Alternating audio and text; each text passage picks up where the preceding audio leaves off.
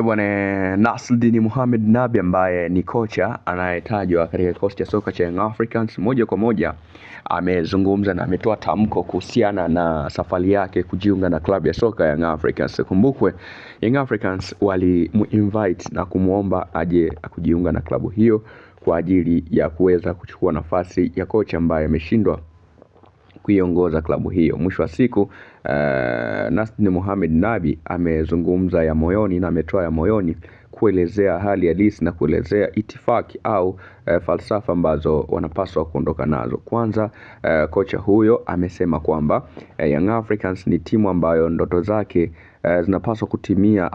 Aliomba kwa muda mrefu ili ndoto zake zitimie hapo, lakini haikuwa rahisi, kwani baada ya yeye kufanya vizuri alihitajika na vilabu vingine vikubwa kwa sababu ya uwezo wake. Mwisho wa siku akaamua kutokomea, lakini anaamua tena kurejea katika ardhi ya nyumbani ambayo ni ardhi ulimpa heshima na jina, ardhi ya Jangwani ambayo ndiyo ilimfanya ajulikane zaidi na kuonekana ni kocha mkubwa zaidi barani Afrika, na hiki ndicho ambacho kinampa uwezo wa yeye kuendelea kusifika na kufahamika zaidi. Kwa hiyo anafurahia sana kama Young Africans wanafanya uamuzi huo kwa yeye kurejea tena kwenye ardhi ambayo alikuwa anaipenda na kuifurahia kila siku kila saa, na anasema kwamba bado ataendelea kupambania ndoto yake. Kwa hiyo atakapojiunga na klabu ya wananchi, basi ataweza kufanya vitu vingi na ataweza kuifanya Young Africans imtambue na yeye aitambue. Yani kiufupi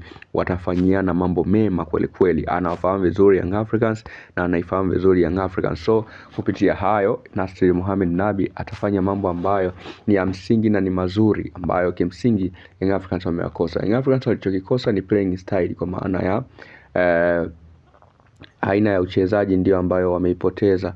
Kwa hiyo kama wameipoteza basi na kocha Nabi anasema atafanya jambo ambalo ni bora na ni zuri ili aweze kuirejesha Young Africans kwenye kiwango ambacho ilikuwepo, kwa sababu kuna jambo ambalo limekaa kimfumo, kuna jambo ambalo lilitakiwa kurekebishwa,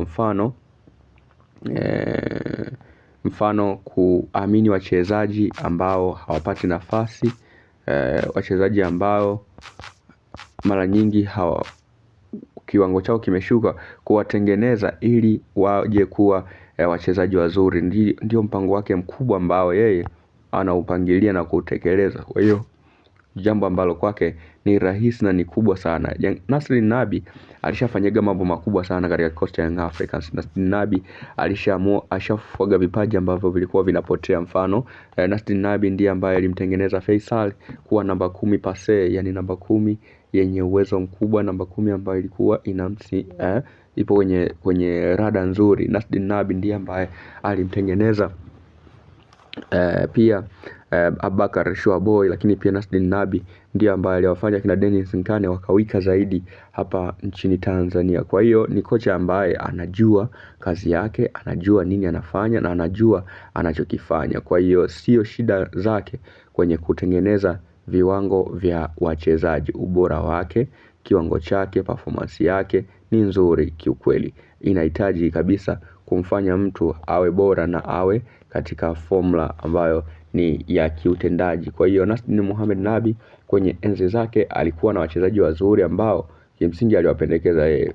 Alipendekeza yani Kibangala, Juma Shaban Soda Bemba, lakini pia Tusila Kisinda, Jezitu Kapel Moloko, Fiston Kalala Mayele, lakini pia walikuwepo wachezaji wengi wenye uwezo mkubwa sana kama vile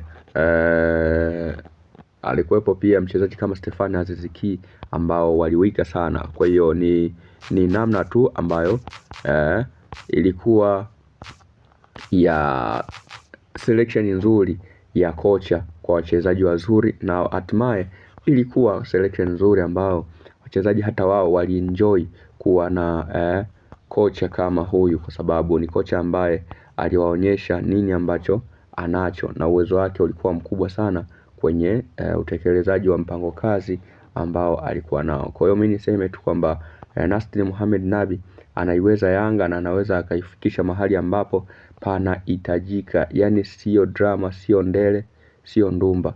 Nasreddine Nabi ni kocha mzuri mwenye kiwango bora, na ni kocha ambaye kila mtu anatamani huduma yake, kwa sababu ukiwa na kocha wa namna hii, basi mafanikio ni rahisi sana kuja, kwa sababu tayari ameshajifafanua na kujichambua kwamba yeye ni kocha wa namna gani. Hicho ndicho ambacho kinampa taji sana hata huko mahali haliko. Wazungu wenyewe